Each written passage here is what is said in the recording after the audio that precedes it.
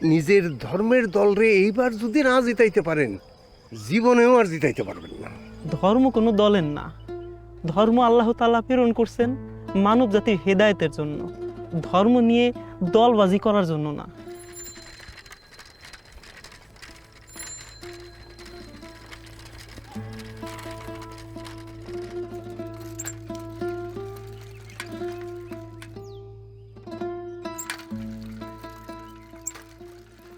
আসসালামু আলাইকুম মৌলানা সাহেব, খুব ব্যস্ত নাকি?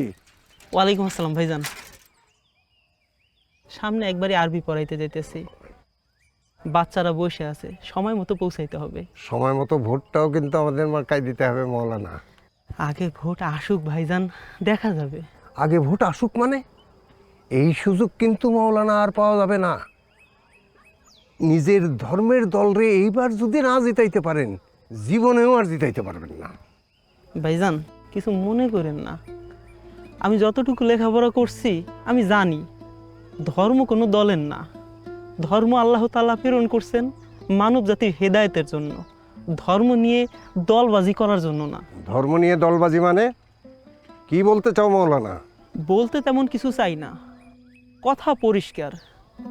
যারা বলে এই দলে ভোট দিলে জান্নাতে যাবে, এই দলে ভোট না দিলে জাহান্নামে যাবে, তারা ভোটের বাজারে ধর্মের অপব্যবহার করতে নামছে।